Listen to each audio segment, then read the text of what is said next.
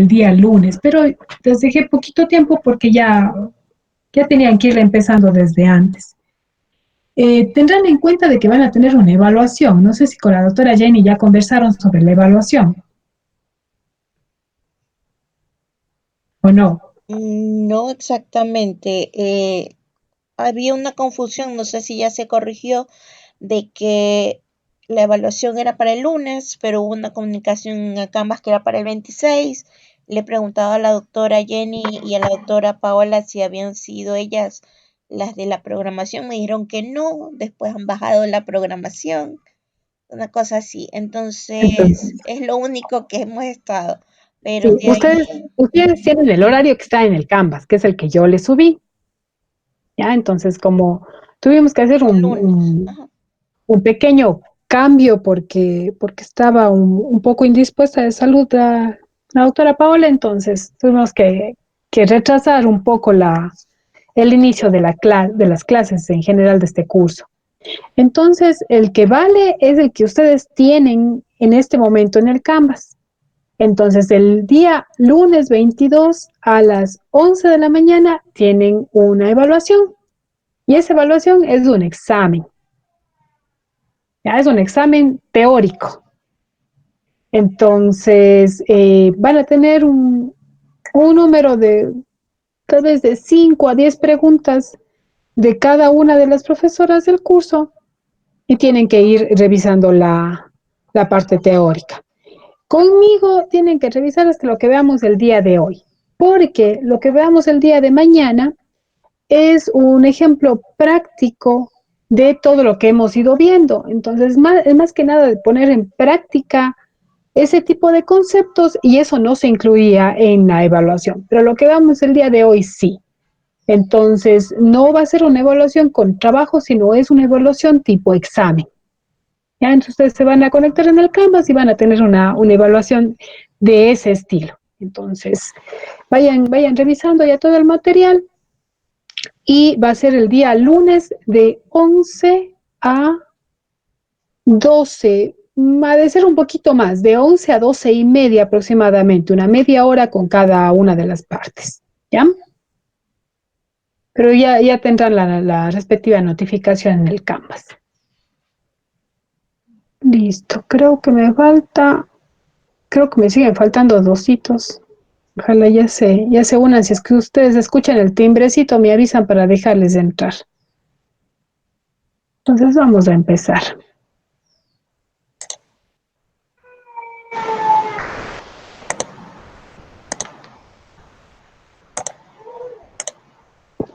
Les,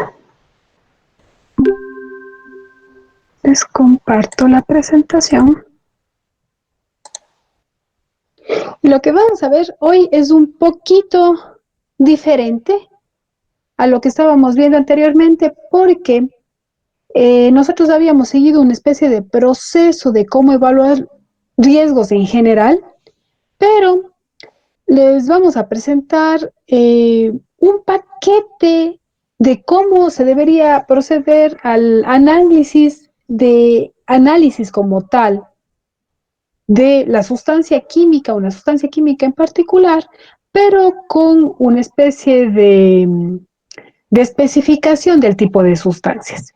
Entonces ya les voy a contar un poquito de unos tóxicos en particular, que son lo que ustedes ya conocen, con los que yo trabajo, que son micotoxinas. Entonces vamos a ver un poco de particularidades. ¿Por qué? ¿Por qué tienen esa importancia? ¿Por qué les consideramos tóxicos de relevancia y que deberían tomarse en cuenta a nivel de legislación, a nivel de consumidor, a nivel de políticas públicas? ¿Por qué están dentro de ese proceso de evaluación de riesgos? Entonces vamos a ver un poquito de generalidades y un poquito de la parte analítica.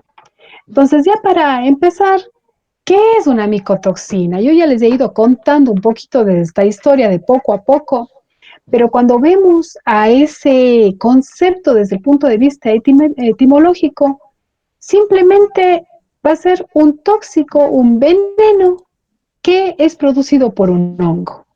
Y eso hacía que puede llegarse a confundir un poco si es que este es netamente un un posible riesgo químico o un riesgo biológico. Entonces yo les había dicho ya anteriormente que cuando nosotros hablamos de una micotoxina, estamos hablando efectivamente de un compuesto químico que tiene origen biológico, pero que representa un riesgo químico como tal. ¿Por qué? Porque una vez que se produce, va a estar en todo el alimento, en todo la colonia, inclusive del mismo hongo, y esta ya no va a aumentar en cantidad, no se va a seguir reproduciendo, digamos así. Alguna vez leí que la micotoxina se reproducía, no es así, no se reproducía, se produce, es un producto de un metabolismo y de un metabolismo secundario de hongos filamentosos que pueden estos crecer y reproducirse. Los hongos sí, porque van a ser seres vivos, sobre cierto tipo de matriz, que en este caso serían los alimentos.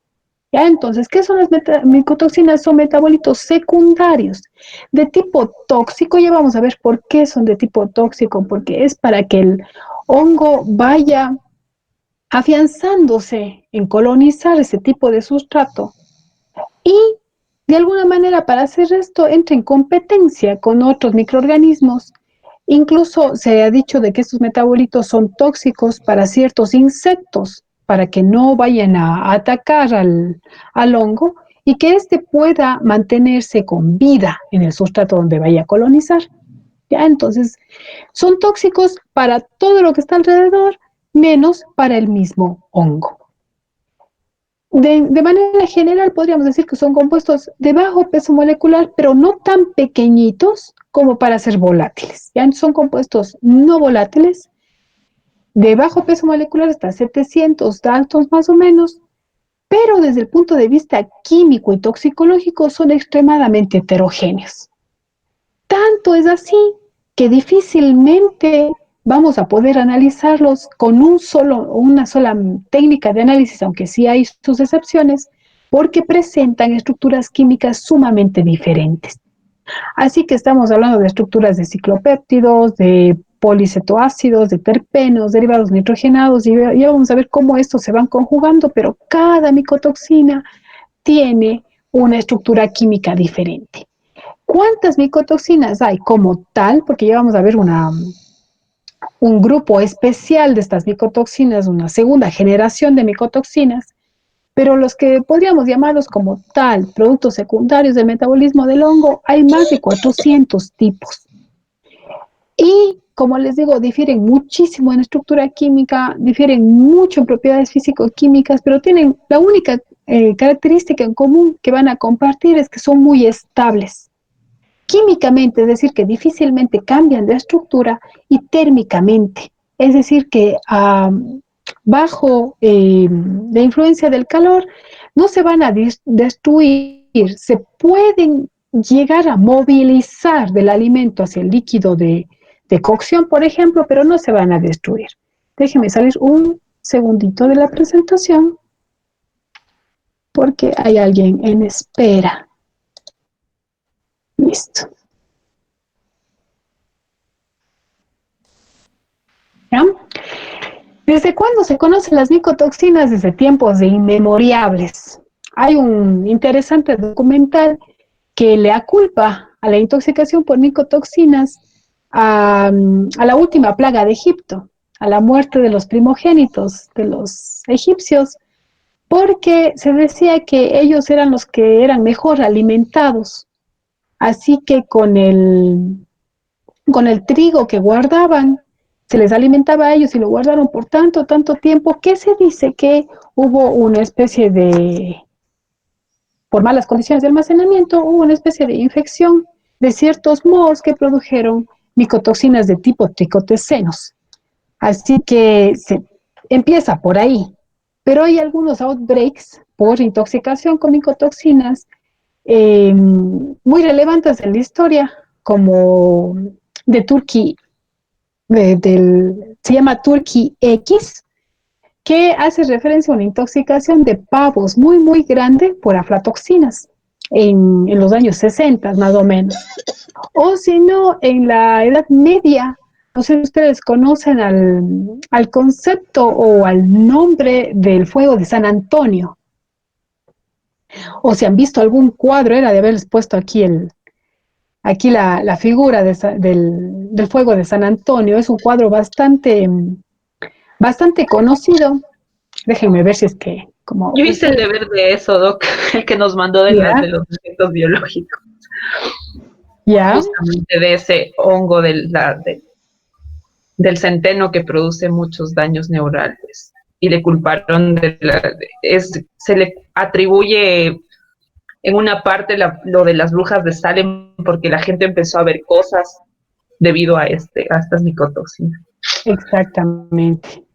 Déjenme ver si puedo, no me deja abrir una nueva ventana ya. Les voy a mostrar a qué me refiero con el fuego de San Antonio. Creo que viendo ¿Eso es un ácido lisérgico o eso es otra cosa? Porque había uno que igual es un cuadro igual que están varias personas bailando alrededor de una fuente y también se le atribuía a micotoxinas y ácido lisérgico del cornezuelo del centeno. Exactamente, es ese mismo, pero es por eso mismo, pero hay una pintura sumamente conocida. Déjenme ver si es que le encuentro. No, hay algunas, pero no hay realmente no hay la que les quiero mostrar y me sale, literalmente me salió hasta el diablo.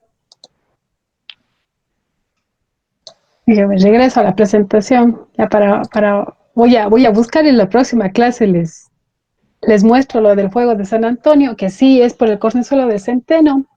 ¿Y qué es lo que pasó? Este cornezuelo del centeno lo que hace es producir una especie de locura caracterizada por alucinaciones, pero también hacía que se pierda cierto tipo de funciones motoras. Entonces, este cuadro muy característico que ya les voy a mostrar, se ve eso, se ve una especie de asilo en donde está la gente medio loquita y también está con muletas, porque no pueden movilizarse bien. Y esa gente decía que tenía un fuego por dentro, ya que les quemaba. Entonces, por eso se les relacionaba con las brujas y se creían que estaban poseídos por el demonio. ¿Y por qué San Antonio? ¿Qué es lo que tiene que ver San Antonio ahí? Que esta gente fue exiliada en una isla y San Antonio se fue a cuidarles a esos enfermos y él procuraba hacer una especie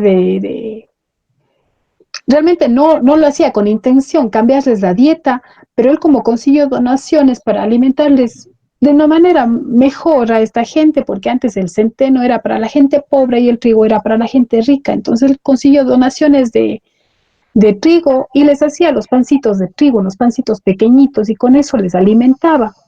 Entonces, como ya no estuvieron expuestos a esa exposición crónica por el cornezuelo del centeno que estaba intoxicado o estaba con la toxina ahí, se fueron recuperando poco a poco. Entonces, se le conoce a eso, al fuego de San Antonio, porque él curó el fuego que sentían por dentro estas personas, porque se fueron recuperando de la intoxicación. No todos, sí, pero muchos de ellos se fueron recuperando poco a poco por el hecho de suspender la exposición a la toxina. Y es tan así que en algunos lugares, en Cuenca, por ejemplo, hay ciertas misas, los días jueves en particular, en ciertas iglesias, en donde les ofertan a los feligreses un pancito pequeño y se conoce como el pan de San Antonio. Y hace referencia a eso, que San Antonio siempre brindaba pancitos a la gente, pero era a la gente de esta isla, de estas condiciones que se fueron curando milagrosamente por los ofrecimientos del santo. Entonces, les cuento esto para que vean ustedes cómo la exposición va cambiando esa, esas anomalías o esos efectos adversos que se va a ir observando por la intoxicación a tóxicos. Y entonces hay muchísimos outbreaks muy conocidos en la historia que hacen referencia a las micotoxinas. ¿Por qué se producen? Hay más de 200 hongos filamentosos que son capaces de producir micotoxinas. Hay un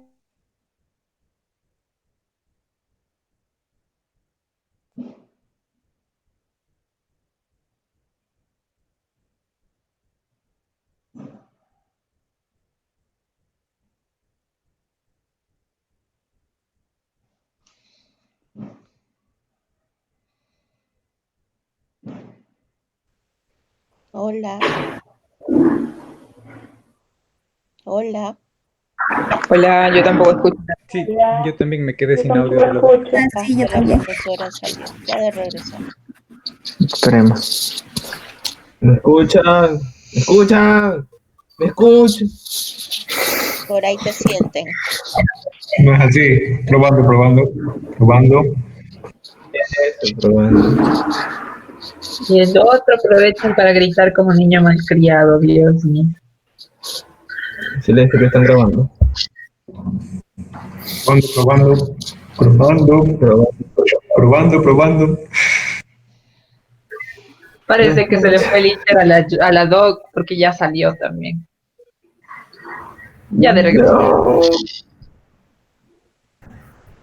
Esa prueba de tóxico va a estar bien bonita. Es demasiado, demasiado. Justo después de entregar Será muy hermosa. escalada. Y si habrá siempre el lunes. Yo prefiero tener la prueba de escalado en este punto. Ya, Puro escalado. ya fue, ya nos jodimos. Déjenlo volver a Darío. Abajo los ingenieros, ¡Silencio! arriba las ciencias biológicas. Está bien. Pero tu ciencia biológica no avanza si un ingeniero no te diseña el bioreactor. Yo no Bumbi. necesito. Pelea, pelea. Riña. Y que no son tóxicos.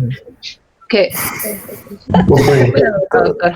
Todos pasaron ya su prueba de toxicología. Sheldon claramente dijo hace mucho tiempo, los ingenieros somos los umpalumpas de la ciencia. Yo sé que es la más tóxica. Ay, Exonerada en toxicología. Silencio, paganos de Fuera antología. de los límites permisibles toditos. Ya siente el fuego de San Antonio, creo, Lucía. Oye, cálmate. Me está ardiendo Esos por dentro, tan- sí, ya desde ahorita. Esos que andan hablando de chancletas mojadas son los que están con el fuego de San Antonio ahí dentro. Me intriga que solo tú lo hayas entendido, Lucy, o hayas comentado algo al respecto. Es que estaba teniendo la Doc Nardi, qué genial, su clase es tan... Leandro, dice la flaca que te calles. ¿Quieres bailar? Cállese, Segundo. bailarina. Tú eres la bailarina, tú deberías callarte. Tecnocumbiera. Que eres tonto. Sí saben que está grabando la Doc, ¿no Estamos es haciendo cierto? un grupo. Sí, ya sabes que bailamos tecnocumbia. Bueno, creo que la Doc... Aprovechen que es una canción de Tecnocumbia. No es tecnocumbia. Así como en las llamadas de espera. Era de Andrés Cepeda, no es de tecnocumbia, ve. Cálmate. Tenemos que hacer el grupo de tecnocumbia. Ponernos a Apenas tocar en tenga los tiempo. semáforos para pagar la maestría. De ley. ¿Quién se ofrece de bailarín? O está tú. El Josué tiene experiencia. Estás Ahí tienes bien. a Josué, a Javier. Pedrito Escamoso. Y Leandro. Yo toco. ¿Qué tocas, ¿Qué vas a tocar? Verás que voy a coger ese video, voy a eliminar el... y le voy a poner cumbia. Me va a quedar mamalón eso. Cállate, ve, Guillermo, qué tonto.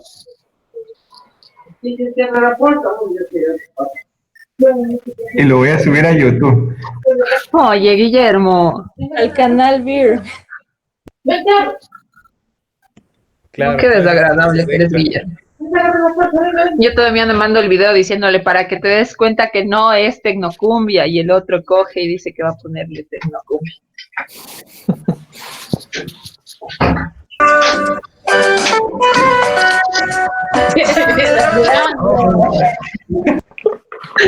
Leandro Bajaña, desagradable. ¿Por qué un merengue ahorita? Chiste cree que hace él. Chiste cree que hace él. Chuta, la doc se le Bueno, fue. y el otro semestre sí vamos a Ibarra. No sé. Hay otro Mándale un... semestre. Yo creo que esto no pasó. Sí, en tercero se va a Ibarra. Una semana a Ibarra. No, Es que no nos extinguimos, todo bien. puede ser que nos quedemos en el segundo semestre. Ya ahí le ven a Leandro vagando por las plazas de Ibarra, chumadito con una botella de norteño ahí. No, este es el rebrote. Cada cual con su bolo de norteño, nada que compartir. Dele. ¿Sí saben lo que es un bolo de A los norteño? choquitos. No, ¿Sí saben lo que es un bolo de norteño? Bolo de norteño. ¿Saben lo que es un bolo de norteño? Chut, ya les voy a compartir en el grupo. O sea, Aprendan, no, aprendan. Es un bolo lleno de norteño. Un bolo de norteño. sí, Así o sea, me imagino esto igual. Espera, ya te voy a mandar el bolo de norteño. Esto es un bolo de norteño. Un yogoso de trago. Uy, ahorita la doc se va a No. enterar que somos borrachos. O sea, yo no tomo porque qué asco, a mí me da asquísimo el norteño, pero sé la jerga échala ahí. popular. No, norteño, no. Qué asco. Ay, qué asco que es el norteñito. Por si lo has tomado entonces, porque si te das, porque Claro. ya lo has tomado mucho. No mucho, pero Empacho. sí. Empacho de norteño. No, qué asco, es anisada esa Claro, cosa eso- de... Eso pasa cuando tomas mucho, o sea, no te me hagas. Yo tomo Coca-Cola y me sabe a ron, tomo jugo de valle y me sabe a vodka. Permíteme que te diga, compañero, tienes un serio problema de alcoholismo, déjame decirte, compañerito. Me voy a mandar ahorita el bolo de norteño. Esto es un bolo de norteño.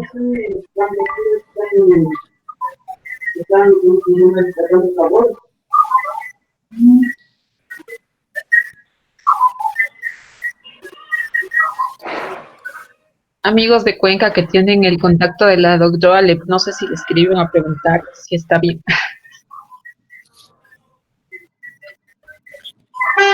Puta madre, ya llegó. Sí, yo creo que le escriben. Yo creo que voy a parar la grabación porque, bueno, Como que ya tarde. ¿Eh? Oye, pero es una funda gigante.